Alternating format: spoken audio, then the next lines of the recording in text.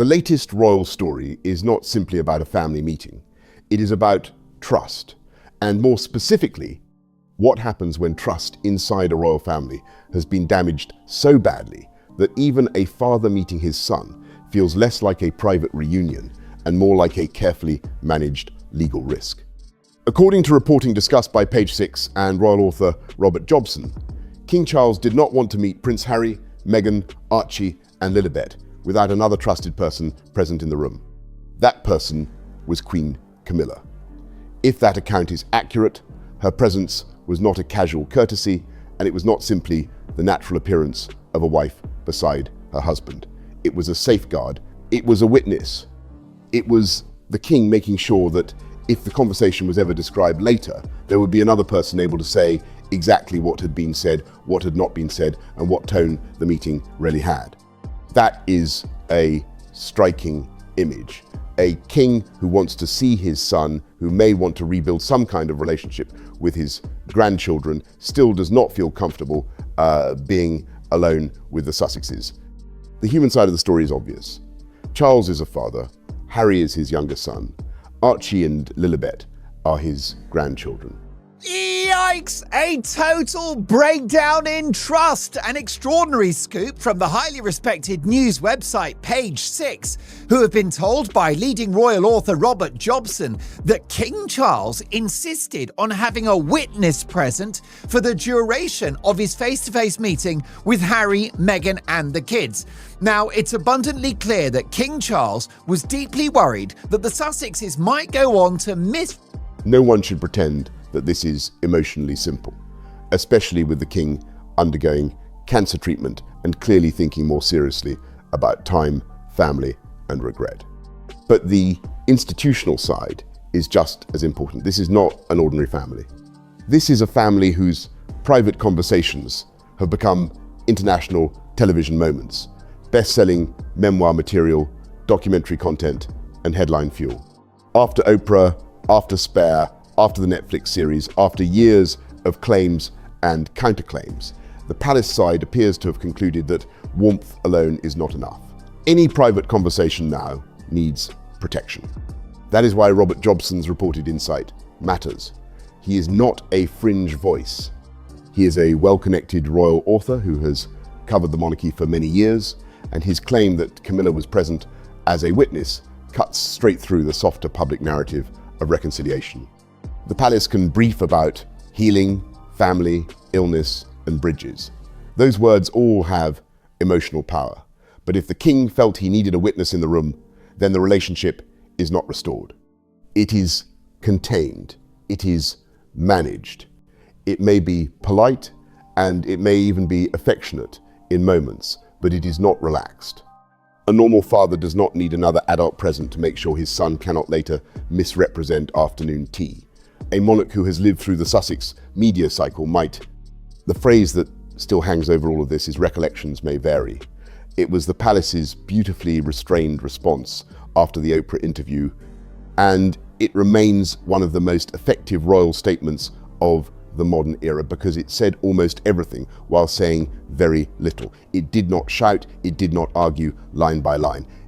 It simply told the public that the Sussex version of events was not the only version. That phrase became a shield because the palace understood that private conversations had been turned into public accusations. Once that happens, every future meeting becomes dangerous. A comment about a dress, a remark about the children, a small joke, a memory, a tone of voice, even silence can later be reshaped into a story. That is the fear behind Camilla's presence. The report also suggests something deeper about Charles's emotional position. He may want contact, but he does not fully trust Harry. Those two things can be true at once. So, royal author Robert Jobson, who's a good friend of mine, he's been a regular on my Talk TV show, tells Page Six that Camilla's attendance was very deliberate. This wasn't an accident, and this was not a courtesy. It was not a gesture. It was protection. And it's all because of a total lack of trust between King Charles and his runaway son. A parent can love a child and still feel unsafe around the adult that child has become. A father can want to avoid dying with unresolved regrets, and still remember the interviews, the memoir, the grievances, and the public embarrassment. A king can wish to be kind and still know that kindness may later be used as a public relations asset by people who have already proved willing to discuss private royal life for commercial platforms. That is the painful contradiction at the center of this story. Charles appears to want a door open, but he also appears to know that the door cannot be opened casually. Queen Camilla's role in that room is therefore loaded with meaning. She is the king's wife, of course, but she is also the person in whom he seems to place enormous personal trust. After everything Charles and Camilla have survived together, from public hostility after Diana's death to the long campaign to normalize their relationship, Camilla has become his anchor. In moments of stress, she is often described as steadying him. In a meeting with Harry and Meghan, that emotional support alone would make sense. But Jobson's reported explanation goes further. Camilla was not only there to comfort Charles, she was there to observe. She was there so the meeting could not later become a one-sided narrative. Camilla's presence also carries decades of royal history. Before she was queen, she was Camilla Shand, part of Charles's life, long before his marriage to Diana in 1981. Their relationship has always been one of the most controversial strands of modern royal history because Diana's suffering became inseparable from the public understanding of Charles and Camilla. Diana's famous line in the 1995 Panorama interview about there being 3 people in the marriage fixed the story in the public mind for years. After Diana died in 1997, hostility toward Camilla was intense. The palace had to reintroduce her slowly, carefully, and over many years. Charles and Camilla appeared together more openly from 1999 onward, and they eventually married in a civil ceremony at Windsor Guildhall in April 2005. That history matters because Camilla did not arrive at the center of the monarchy easily. She had to endure public blame, private strain, and a long rehabilitation. Charles knows what loyalty from her has cost. Harry has never hidden his complicated feelings about Camilla. In Spare, he repeatedly framed her through the wound left by his mother's death and by the breakdown of his parents' marriage. He referred to her as the other woman and described childhood fears around what kind of stepmother she might become. The Queen was there for a reason. He goes on to tell Page 6, she was there to ensure there was another witness to everything that was said. Now, the gathering marked the first time in 4 years that Charles had seen Harry, Meghan, and their children Archie and Lily, but after years of public accusations from the Sussexes, the trust just isn't there. Whether one sympathizes with Harry's childhood pain or not, the adult reality is that Camilla is now the Queen, Charles's wife, and the person he trusts most in moments of vulnerability. That makes her presence in the meeting even more pointed. Harry may not like her role in his father's life, but Charles appears to rely on her precisely because she represents loyalty, steadiness, and protection. That is a devastating commentary on the state of the family. It tells us that the king's private life now operates with a level of caution normally reserved for official negotiations. It also tells us that the Sussexes' past behavior has not been forgotten inside the palace, whatever softer public language may be used outside it. The Oprah interview did not simply hurt feelings.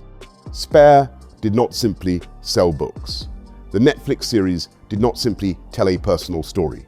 Taken together, they changed the operating conditions of the relationship. They taught the palace that private access can become public currency. Once that lesson has been learned, it cannot easily be unlearned. This is also why the discussion of photographs is so important. Reports around these meetings have repeatedly suggested that Harry and Meghan were not given the kind of photo opportunity that would clearly announce them as back inside the royal fold. That matters because in monarchy, an image can be more powerful than a statement. A photograph of Meghan with Charles, a picture of the king with Archie and Lilibet, an image of the Sussexes entering Highgrove or standing inside a royal property would instantly become global content. It would say reconciliation, restoration, access, acceptance. Even if the palace insisted it was private, the image would do the work. It would become a credential. Critics argue that this is exactly what Meghan in particular would have wanted from any royal return.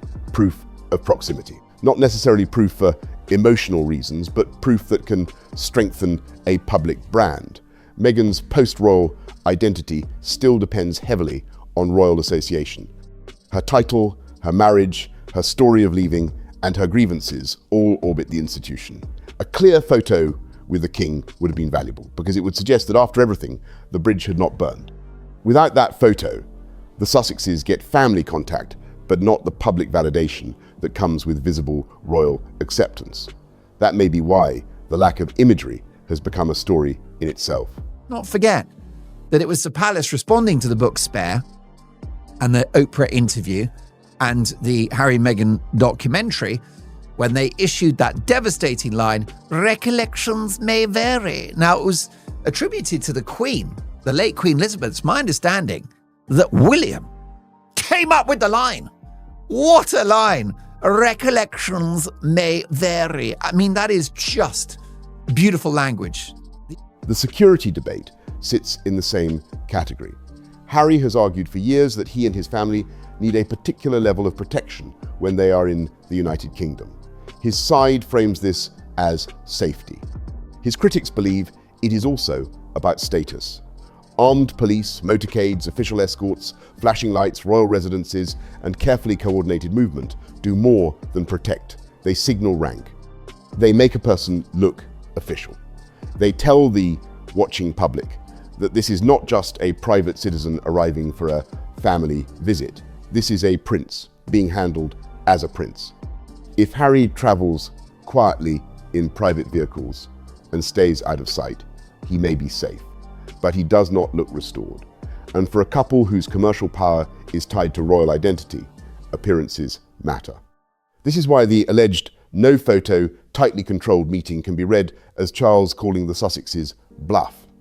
If the goal was truly for the children to see their grandfather, that can be done privately. If the goal was to rebuild trust, that can begin behind closed doors. If the goal was family, then no cameras are needed. But if the real value of the visit depends on footage, photographs, leaks, sympathetic magazine stories, and visual proof of royal closeness, then privacy becomes less attractive. The palace seems to understand this. Charles may be willing to meet. He may even be willing to forgive certain things privately, but that does not mean he wants to provide public material for the Sussex brand. And yet, even without photographs, the story still finds its way into the press. That is the other reason trust remains fragile. People magazine has run sympathetic Sussex-adjacent coverage many times, and when a detail appears about Meghan feeling sadness or about how the meeting played out emotionally, critics naturally ask where that information came from. If the agreement was silence, and if the palace side did not brief those details, then the suspicion falls back on the Sussex side or people close to them. It may be impossible for outsiders to prove exactly who said what to whom, but the pattern matters. Every time supposedly private emotional detail appears in friendly media, the palace is reminded why it wanted a witness in the first place. First of all, just emotional support, ballast. I've got no doubt that Charles was anxious before this face-to-face meeting, after everything he and the family have been through at the hands of Harry and Meghan. The late Queen Elizabeth reportedly reached a similar conclusion before her death. Royal historian Hugo Vickers has claimed that after the Oprah interview, and while Harry was working on Spare, the Queen became increasingly cautious about taking his calls or meeting privately without a trusted aide or lady-in-waiting nearby. If accurate, that is extraordinary. Elizabeth II was not a fragile figure. She was one of the most experienced public leaders in the world, a woman whose first Prime Minister was Winston Churchill, and whose reign spanned decades of crisis, scandal, war, family drama, and constitutional change. If even she felt she needed someone nearby when dealing with Harry, that tells us the trust problem did not begin with Charles. It was already present at the very top of the monarchy. The same reported pattern appeared around Lilibet's introduction during the Platinum Jubilee period, when the late Queen was said to have resisted allowing a photographer to capture the moment. Again, the meaning is clear. A photograph of the Queen with Harry and Meghan's daughter would have become a powerful global image. It would have been used forever. It would have joined family history, royal branding, and Sussex storytelling all at once. The Queen understood the value of images better than almost anyone. If she declined that opportunity, she was not being careless. She was protecting the crown from having a private family moment turned into permanent public leverage. The source also brings in a separate reported claim about Ted Sarandos at Netflix, suggesting that even a major media executive was cautious about speaking with Meghan without legal cover on the call. That claim should be treated as reporting rather than established fact, but its usefulness in the narrative is clear. The trust problem around the Sussexes is not limited to royal relatives sitting in drawing rooms. It extends into the professional world, where contracts, recordings, access, and reputation all matter. If executives, courtiers, relatives, and advisors all feel the need for witnesses, lawyers, or carefully controlled settings, then the pattern becomes hard to ignore. It suggests that the Sussex brand may generate attention, but it also generates risk. In media, risk can be managed with lawyers. In monarchy, risk has to be managed with silence, distance, and carefully chosen witnesses. That is the key difference between access and trust. Harry may still be able to gain access from time to time because he is the king's son. So, Jobson said that ultimately only those inside the room know exactly what happened during the conversation. He said the only people who know are the people who were present, which is why Queen Camilla had to be there. He may be able to speak to his father, appear at certain events, or be discussed with a softer tone because family ties still exist. But access is not trust. Trust would mean spontaneous meetings, open conversations, no need for witnesses, no fear of leaks, no worry that a private remark might be reshaped later. The palace does not appear to be there. Charles may be more forgiving than William, but even Charles seems to understand that Harry and Meghan cannot be handled like ordinary relatives. Prince William's position is likely much harder. The source material includes a blunt suggestion that William is deeply hostile toward his brother, and while the exact language belongs to unnamed insiders and should be treated cautiously, the wider point is consistent with years of reporting. William appears to have little appetite for a Sussex return. He has lived through the attacks on Catherine, the public airing of private family tensions, the stress placed on the late Queen, and the repeated use of royal connection as media content. Unlike Charles, William is not looking at this primarily as an aging father with a difficult son. He is looking at it as the future king.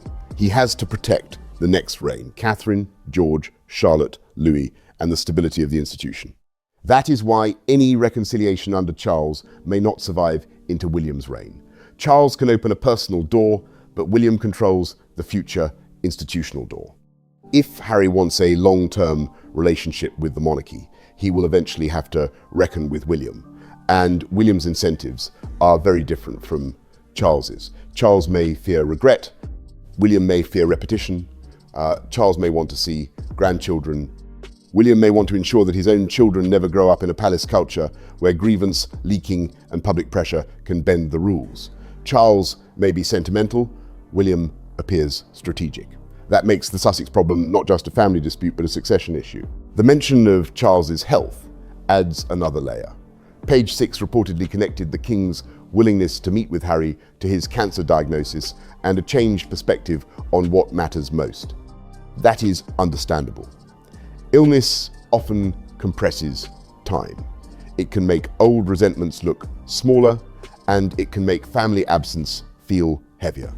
But it can also make a public figure more vulnerable to emotional pressure. Critics worry that the Sussexes understand this and may use the language of grandchildren, regret, and healing to gain renewed access. That does not mean every desire for contact is manipulative. It means that in a royal context, even genuine emotion can have political and commercial consequences. Harry's reported comment at the Time 100 gala that his father was doing great after undergoing treatment is another example of the problem. On one level, it sounds harmless. A son says his father is doing well, but in the current atmosphere, even that small remark becomes significant. If Harry is trying to rebuild trust, the safer route would be total discretion. He could say, "It was lovely to see his father," and leave it there. Once he begins updating guests or the public about Charles's health, however casually, the palace has reason to wonder whether he understands boundaries. Rebuilding trust is not just about avoiding big attacks. It is about resisting the temptation to turn private proximity into public information. There is also the unresolved legal and financial pressure around Harry. The source briefly points toward ongoing reporting connected with legal costs and the Daily Mail, including the possibility of very large sums being discussed in relation to litigation. The details are separate from the family meeting, but the wider relevance is obvious. I don't think he should have allowed this face-to-face meeting. You shouldn't have a meeting with someone whereby you need a witness. You don't want someone like that in your life. You can't have people in your life that are a negative influence, that talk you down, that lie about you, and that you can't trust. And so the Queen was very smart. And it's interesting because despite the tensions that have defined recent years, Robert Jobson believes that Charles agreed to the reunion because he wants to avoid future regrets. Robert said, "The king is living with cancer and that changes your perspective," adding that the king has been reflecting on what matters most. Harry's post-royal life has been expensive, litigious, and unstable. The United States did not deliver the effortless global empire that some expected after Megxit. Spotify ended, Netflix has produced mixed results. Meghan's lifestyle ventures have attracted attention but also skepticism. The Sussexes still command headlines, but headlines are not the same as durable success. That makes royal proximity more valuable, not less. This brings us to the sharp contrast with William and Catherine. Kensington Palace's handling of Prince George's 13th birthday shows a very different model of royal family life. A new photograph was released. A short video followed. The tone was warm, simple, and controlled. George appeared relaxed, with the casual confidence of a boy becoming a teenager, not a child being pushed into celebrity. The caption was minimal. The video showed him enjoying a beach setting during the family's Easter break in Cornwall, playing cricket, climbing around rocks, and spending time with the family dogs, Orla and Otto. Prince Louis appeared briefly. It was personal enough to satisfy public interest, but not so personal that it felt invasive. There is something quietly powerful about the way Kensington Palace marked that birthday. Separately, by the way, Page 6 reported that Harry recently told guests at the Time 100 gala that his father, who's been undergoing cancer treatment since 2024, is doing great. He can't resist. He cannot resist blabbing a little bit, can he, about what his father is up to following their face-to-face meeting. It did not try to make George look like a miniature statesman. It did not over-explain his personality or turn the moment into a dramatic family statement. It showed enough to let the public feel included, then stopped. That restraint is exactly what modern royal parenting requires. The Wales children cannot be invisible because the public has a legitimate interest in the line of succession. But they also cannot be treated like content because childhood under constant public consumption can become corrosive. William and Catherine appear to understand that the public needs rhythm, not access without limits. A birthday photograph, a carefully chosen family video, occasional balcony moments, major national events, and then privacy again. That is how William and Catherine have chosen to manage their children's visibility. They understand that George, Charlotte, and Louis are public figures by birth, but they do not treat their childhoods as open content streams. The public sees them on birthdays, at carefully chosen royal events, and during moments where the palace controls the setting, then the curtain comes down again. That rhythm matters. It protects the children while reminding the public that the Wales family accepts a measured level of visibility as part of royal duty. It is neither total secrecy nor constant exposure. It is disciplined. The source contrasts that approach with Harry and Meghan's handling of Archie and Lilibet. The criticism is that the Sussexes speak often about privacy while still using their children symbolically when it suits the brand. The children's titles, occasional images, stories, and references all become part of the public Sussex identity. To be fair, Harry and Meghan would argue that they are trying to control their children's exposure rather than surrender it to the press. But critics see inconsistency. If royal life was so damaging, why emphasize prince and princess titles for the children? If privacy was the reason for leaving, why make family imagery part of media projects? If the children deserve a normal life, why keep their royal status at the center of public identity? The Princess Anne comparison is powerful because Anne chose not to give Peter Phillips and Zara Tindall royal titles. That decision gave them more freedom. They grew up close to the royal family, but not trapped inside the same expectation structure. They have been able to build adult lives with less constitutional weight on their shoulders. Critics argue that Harry and Meghan could have made a similar choice for Archie and Lilibet if they truly wanted to free them from the burden Harry described in Spare.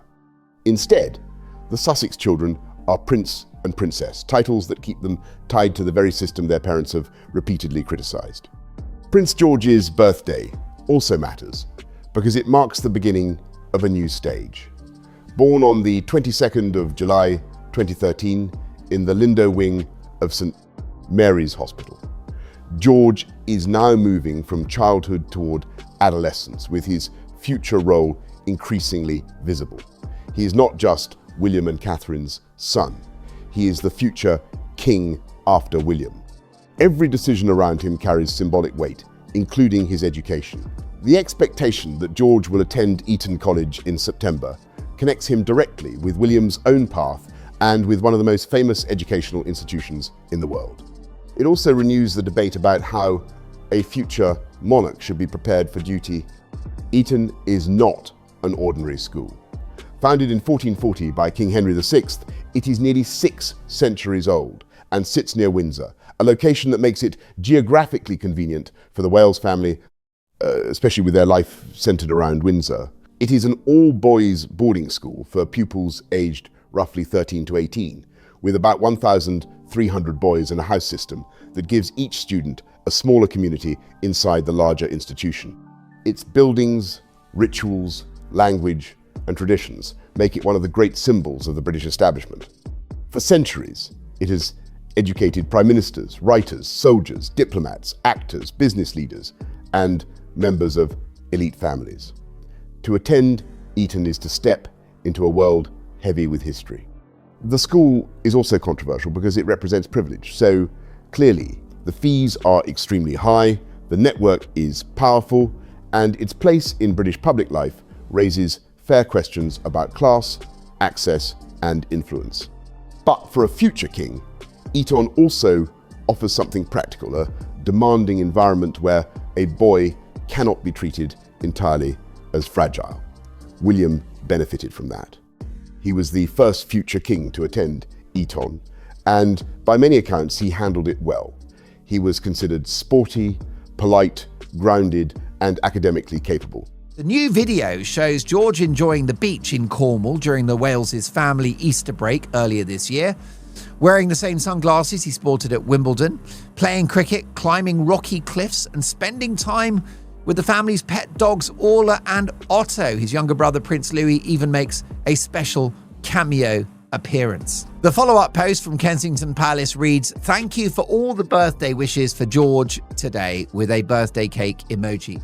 He took A-levels in geography, history of art, and biology, reportedly earning top grades. More importantly, he had a setting where he could form friendships and routines away from the daily pressure of palace life. Harry's experience at Eton was very different. He attended the same school, but has spoken about feeling overshadowed and unhappy. His academic results were weaker, with a B in art and a D in geography commonly reported. He also wrote in Spare about the pain of William not wanting to be publicly associated with him at school in the way Harry wanted. That detail is emotionally revealing because it shows how early the heir and spare dynamic could become personal. For William, Eton may have been a place to build independence. For Harry, it may have reinforced the feeling that his brother had a path and he did not. That does not excuse everything Harry later did, but it helps explain why school, hierarchy, and family identity remain so important in royal storytelling. George's possible move to Eton therefore carries lessons from both brothers. William and Catherine will want George to have the stability and confidence William gained while avoiding the emotional damage that Harry later described. They will also have to think carefully about Charlotte and Louis. The Wales children are growing up in a family where hierarchy is unavoidable.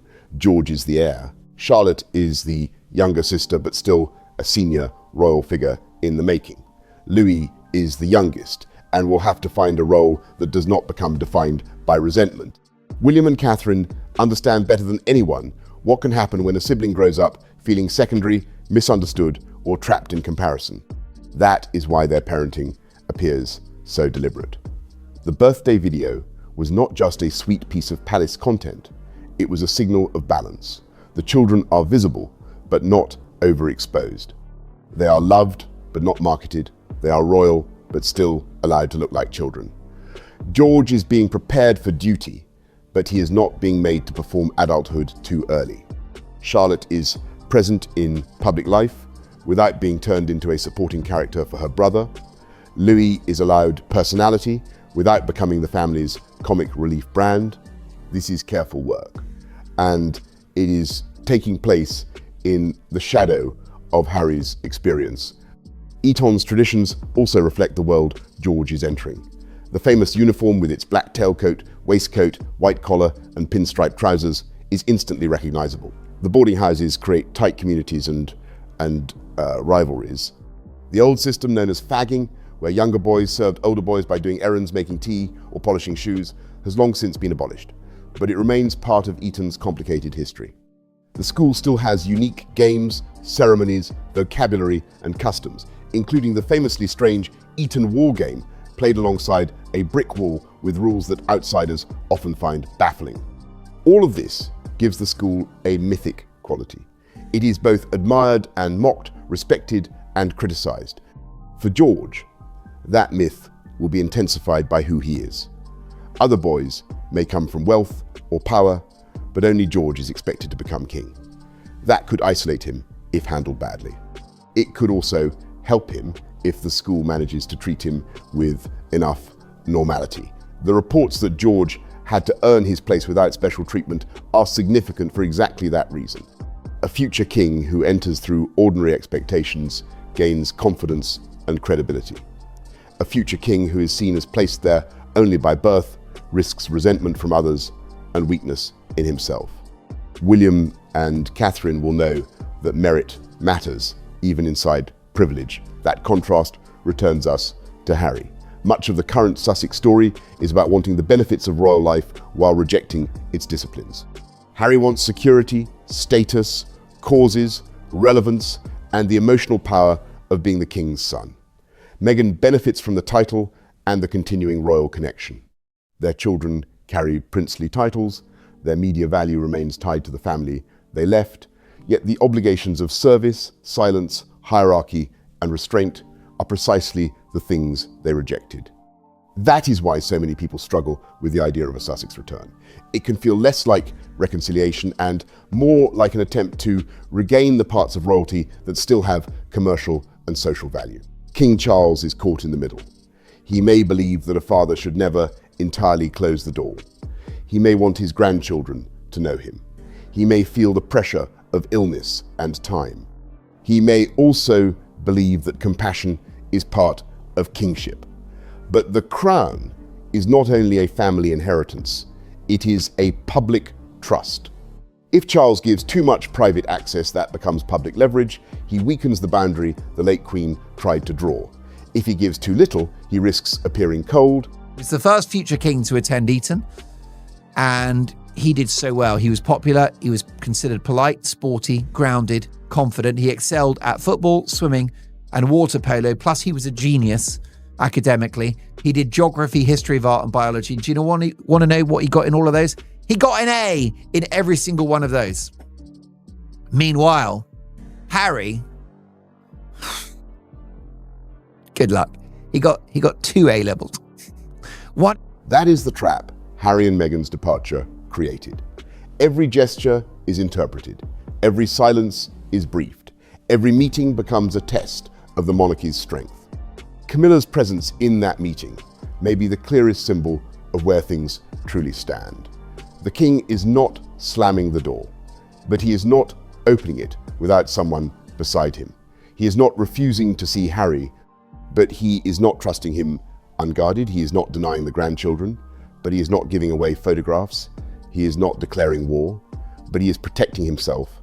That is not reconciliation in the full sense. It is a controlled contact zone built around caution. The public should watch what happens next. If Harry continues to visit the United Kingdom several times a year, the question will be whether those trips remain private or start to look semi-official. If Archie and Lilibet are discussed more often in royal contexts, the question will be whether their titles are being used to soften public resistance. If friendly outlets keep publishing emotional details about Meghan's sadness, Harry's hopes, or Charles's warmth, the question will be whether the silence agreement is already failing. If William remains distant, the question will be whether Charles is building a relationship that the next king will refuse to inherit. At the same time, watch the Wales family. George's 13th birthday, his move toward Eton, and the controlled warmth of Kensington Palace's public messaging all point to a very different royal future. William and Catherine are building a monarchy of discipline, careful visibility, and long preparation. They are not offering constant emotional confession. They are not turning the children into content. They are not asking the public to process every family wound in real time. They are doing the quieter work of continuity. That may be less dramatic than the Sussex story, but it is far more important. In the end, this entire episode comes down to one painful truth. Trust, once broken, does not return because a meeting takes place. It returns slowly, through silence, restraint, consistency, and time. Harry cannot demand it through lawsuits, interviews, security arguments, or emotional briefing. Meghan cannot recover it through sympathetic magazine language. Charles cannot manufacture it by arranging a room at Highgrove. Camilla cannot create it simply by witnessing a conversation. Trust will come back only if the Sussexes prove, over years, that private family life will remain private and that royal access will not become public currency. Until then, every meeting will need a witness, every photo will be withheld, and every gesture of kindness will be surrounded by caution. That is the real story behind the headline. Not simply that Charles saw Harry, not simply that Camilla was there, not simply that George turned 13, or that Eton is waiting in September. The story is the contrast between two royal paths. One path is quiet preparation, careful parenting, and duty carried forward through George, William, and Catherine. The other is a wounded prince still circling the institution he left, wanting family, status, protection, and relevance, while struggling to rebuild the trust he helped destroy. The monarchy can survive conflict. It has done so for centuries, but it survives only when the public understands who is serving the crown and who is merely drawing from it. That distinction is now the line Charles must hold, and the line William is unlikely to let blur.